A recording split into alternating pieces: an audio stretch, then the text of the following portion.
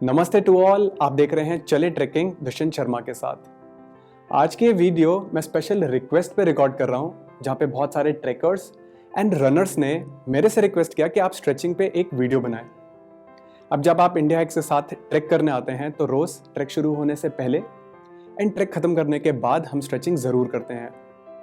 In fact track की preparation के लिए हम स्ट्रांगली रनिंग रेकमेंड करते हैं, जिसके लिए आपकी स्ट्रेचिंग बहुत ही ज़्यादा ज़रूरी होती है। अब मैंने क्या नोटिस किया है कि 90% लोग स्ट्रेचिंग करते ही नहीं है, जिसकी वजह से आपकी मसल इंजरी के चांसेस बहुत ज़्यादा बढ़ जाते हैं। तो आज इस वीडियो में मैं आपके साथ स्ट्रेचिंग के बेसिक कॉन्सेप्ट एंड अपनी पर्सनल स्ट्रेचिंग रूटीन शेयर करूंगा, जो कि मैं पिछले 6 साल से फॉलो कर रहा हूं।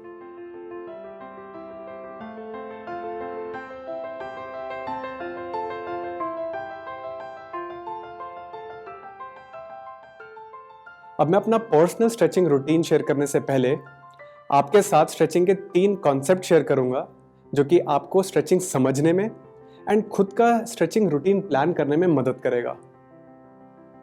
फर्स्ट कॉन्सेप्ट है कि आप अपनी एक्सरसाइज से पहले अपनी मसल के ऊपर फोकस करें।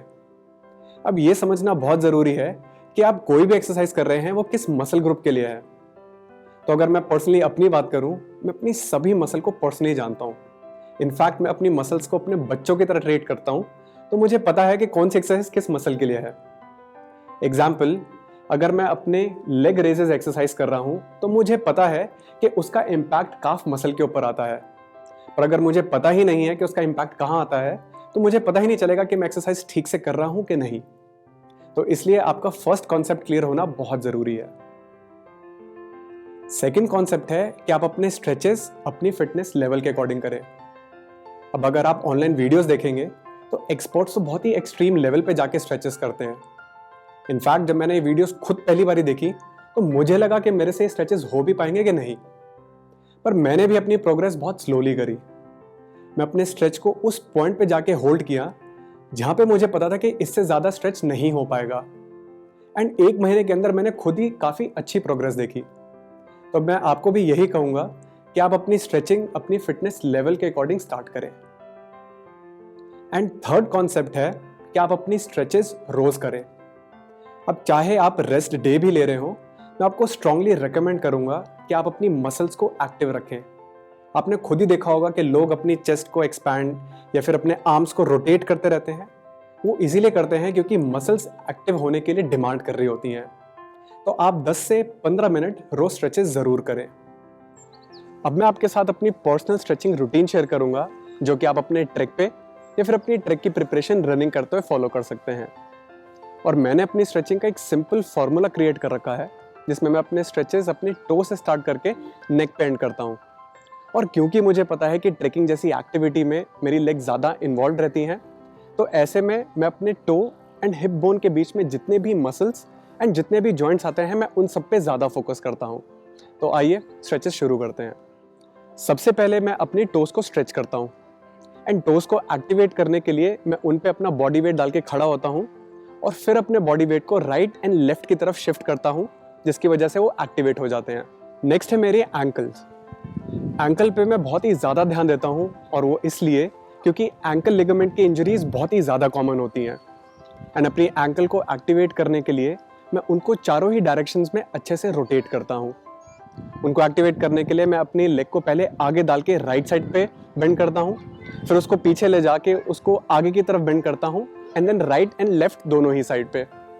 ऐसे में मेरी एंकल्स अच्छे से एक्टिवेट हो जाती हैं, जिसकी वजह से मैं अपनी ट्रैकिंग एंड रनिंग जैसी एक्टिविटी के लिए बिल्कुल रेडी होता हूँ। नेक्स्ट है मेरी अकिलीज टेंडन। अकिलीज टेंडन पे हम ज़्यादा ध्यान नहीं देते, पर उनको स्ट्रेच करने के लिए भी मैं अपने फीट को फ्लैट रख के आगे की तरफ बेंड करता हूँ, जिसकी वजह से वो मेरी एंकल को अच्छा सपोर्ट प्रोवाइड करते हैं। नेक्स्ट स्ट्रेच मेरी calf muscle and hamstring muscle दोनों के ऊपर ही फोकस करता है। इन दोनों को स्ट्रेच करने के लिए मैं अपनी लेग को या तो वॉल के ऊपर या फिर किसी बेंच के ऊपर रख के अपनी बॉडी को आगे बेंड करता हूँ, जिसकी वजह से दोनों ही मसल स्ट्रेच हो जाती हैं। और अगर मेरे पास वॉल या फिर बेंच नहीं है, तो ऐसे में मैं अपने फीट को एक स्टेप आगे रख के आगे की तरफ बेंड होता हूँ, जिसकी वजह से भी मेरे काफ एंड हैमस्ट्रिंग दोनों ही मसल के ऊपर अच्छा इंपैक्ट आता है। नेक्स्ट है मेरा नी स्ट्रेच। अब नी को भी मैं अच्छे से स्ट्रेच करता हूँ, और वो इसलिए क्योंकि नीज को बहुत ही थिन लिगामेंट सपोर्ट करते हैं। और उनको एक्टिवेट करने के लिए मैं अपनी लेग्स को फोल्ड करके आगे की तरफ बेंड करता हूँ। नेक्स्ट है मेरा क्वाड्रिसेप्स स्ट्रेच।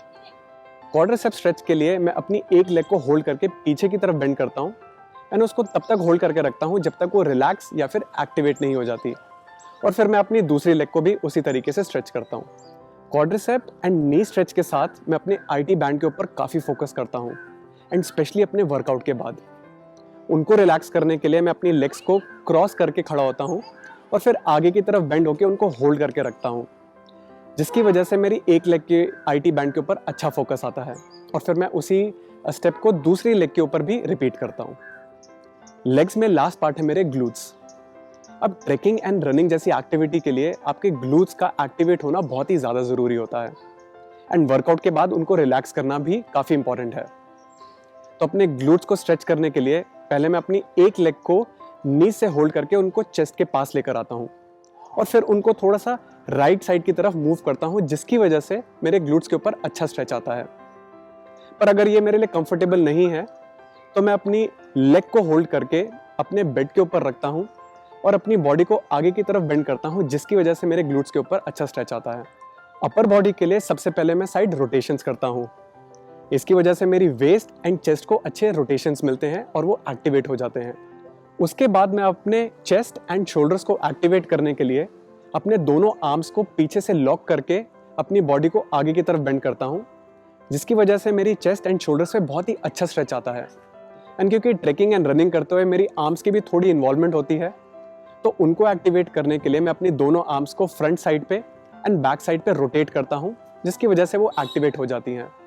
एंड लास्टली मैं अपनी नेक को भी रिलैक्स करता हूँ, जिसके लिए मैं उसको चारों डायरेक्शन में थोड़ा सा रोटेट करता हूँ। पहले मैं बैकवर्ड, उसके बाद फ्रंट साइड, फिर right side and left side पे जाके अपने स्ट्रेचेस को एंड करता हूँ। तो इस वीडियो में मैंने आपके साथ अपनी पर्सनल स्ट्रेचिंग रूटीन शेयर करी, जो कि रोज़ मैं अपने वर्कआउट से पहले 10 से 15 मिनट एंड वर्कआउट के बाद 20 से 30 मिनट ज़रूर फॉलो करता हूँ।